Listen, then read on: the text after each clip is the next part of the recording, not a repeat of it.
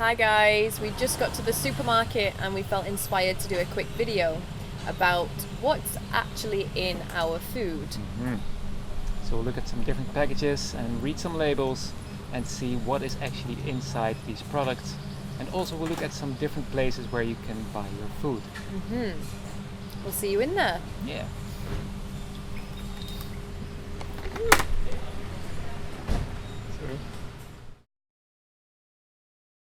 So how does it go when you actually buy your food? You just go into the supermarket and you buy what seems good?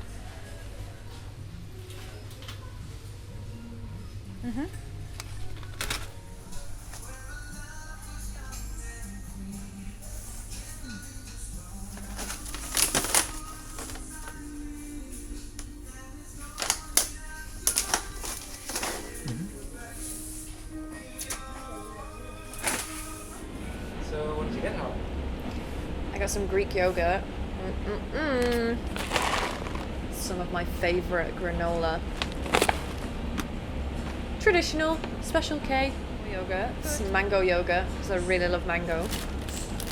Some orange juice and some coconut chips because who doesn't love coconut? Did you check any labels? No?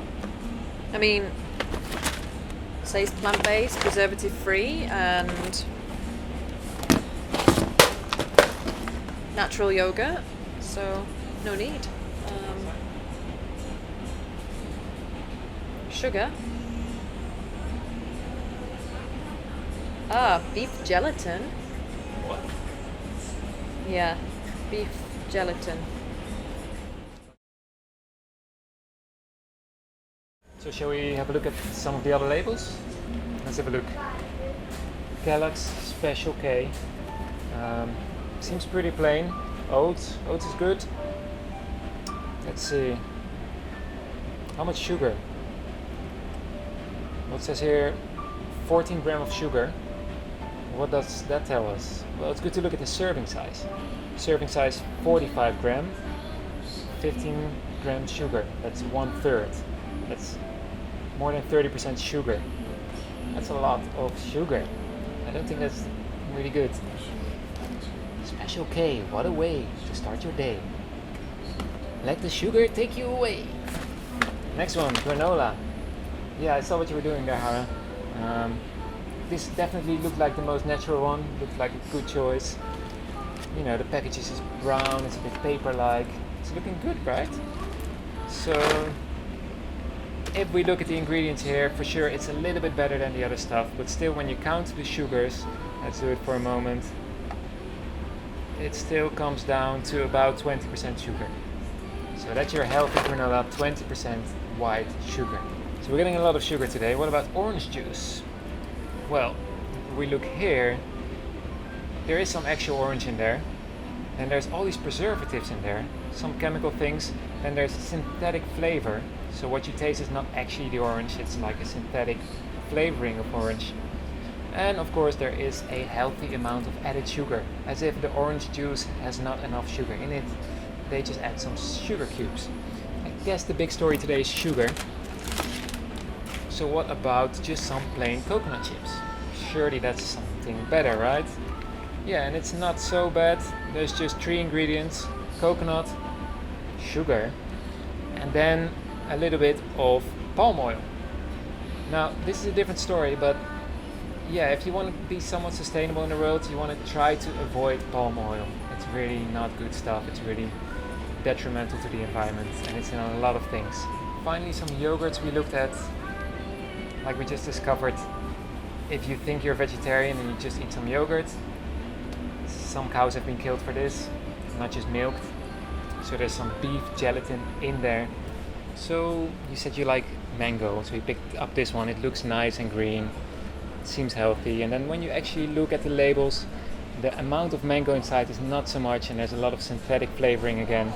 And there's all these sorts of artificial flavorings and artificial sweeteners that you don't really want. Alright, finally to wrap up the yogurts, this is a skim one or a light one.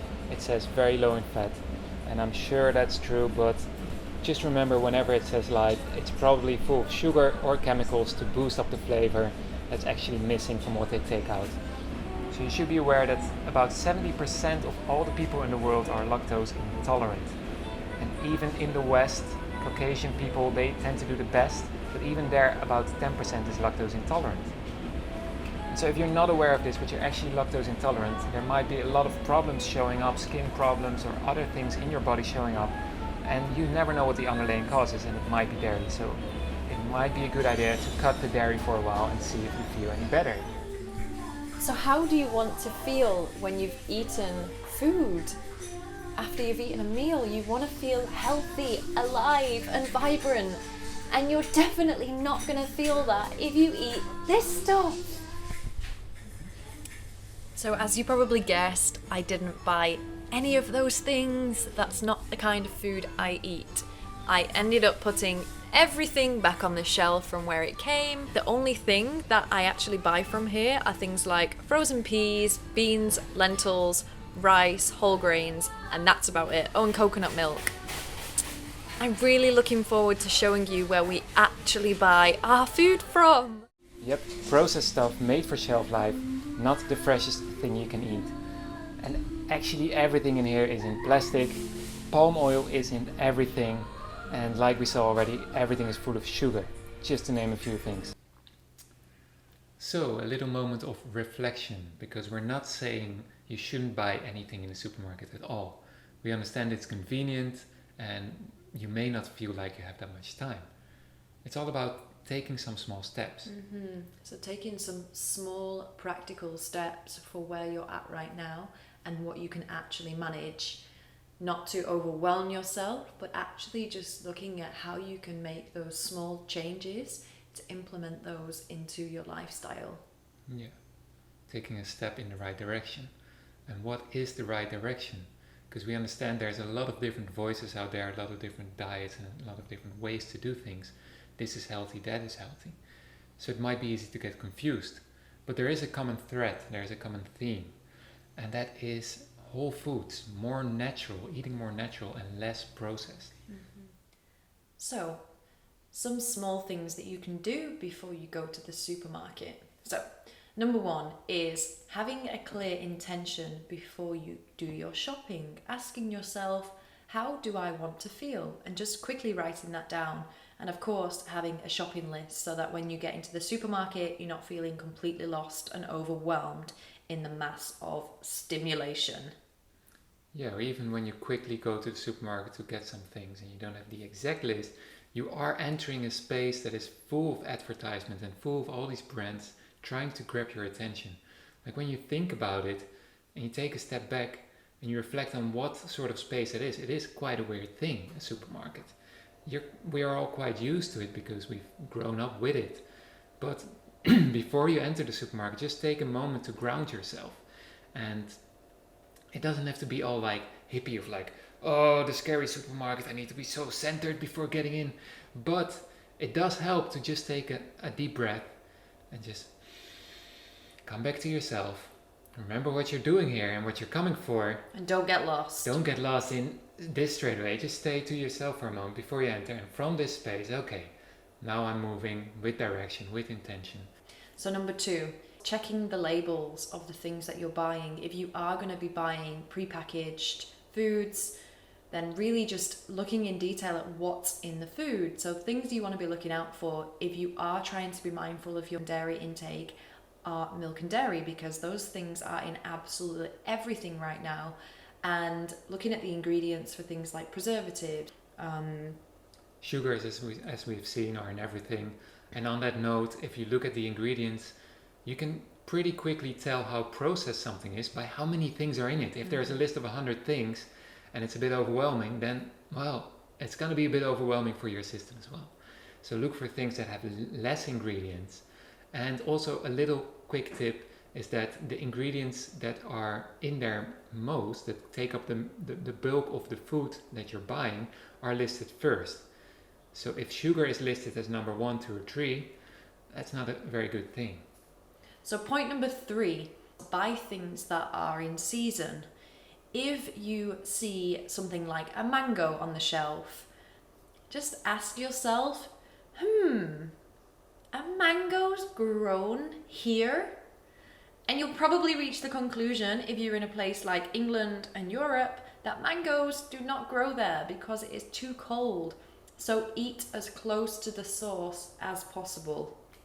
Yeah, check out what is in season, actually what is growing where you live.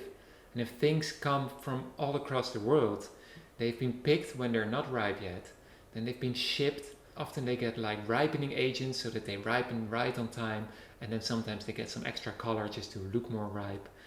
All these things are a bit artificial and not really what you want to be buying. Mm-hmm. In the beginning, you might not even know what is in season where you live, but this is actually a very fulfilling process to come to know of like, okay, now it's winter where I live, and these are the sort of things that are actually in season. And like we said, we understand that you may feel busy. The supermarket seems convenient, and processed foods also seem convenient and quick, whereas whole foods seem like they just take up more time. However, if you want to be healthy now and in the future, you got to take some small steps and make an investment in the here and now. If you follow us, we'll be making a lot more videos of how to efficiently cook with whole foods and make some yummy, delicious meal without too much effort. Mm-hmm. And there's quite a few different places where you can do your shopping. Of course, you can go to the traditional supermarket, but maybe there's a health food store around you where you will actually already see that the things that are for sale are much more aligned with the seasons. Or maybe you can go to a market around you. Or if farmers are living around you, go directly to the farmers. Ask some questions, how do they grow their food, and buy directly from them. Mm-hmm. And there are many companies now that actually offer online shopping so that you can get veggie boxes delivered to your door, so organic veggie boxes, which is an awesome idea. And as we said, it's just about taking those small steps. So maybe making like your own pasta sauce, your own salad dressing.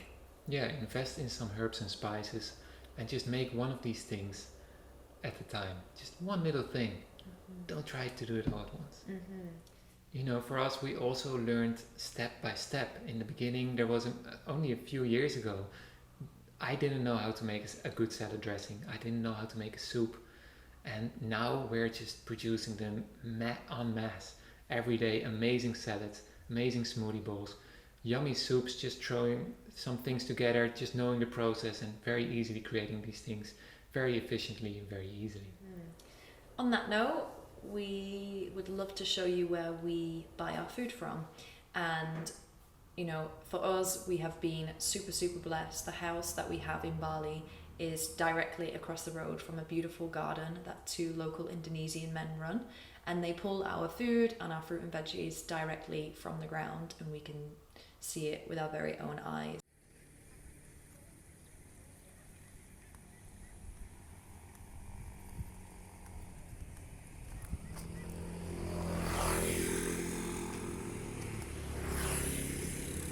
What's your name again? Karno. You use organic? Yeah, organic. Yeah. Yeah. You use pesticide? No. No. Pesticide. It's compost. Compost? Yeah. Amazing. What do you have today, Karan? I have local pak choy, local spinach, pak choy, rocket, lettuce, pumpkin, sweet potato, cherry tomato, beetroot, Wow. rosella, Thai basil. Amazing. Mint. I think I want a little bit of everything. Yeah.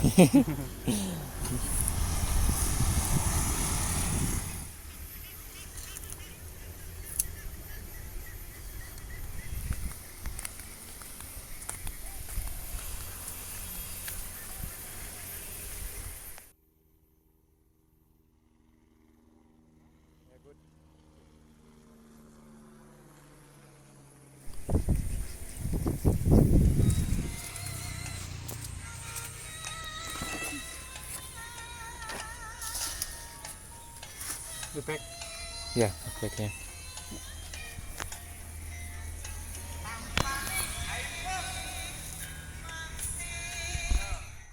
So we just got home from Heart's Garden. We didn't get that much this time, but still it's 2 significant bags of greens and some sweet potatoes, long beans, bok choy, salad, tomatoes, Rosella for Rosella tea, all sorts of good stuff.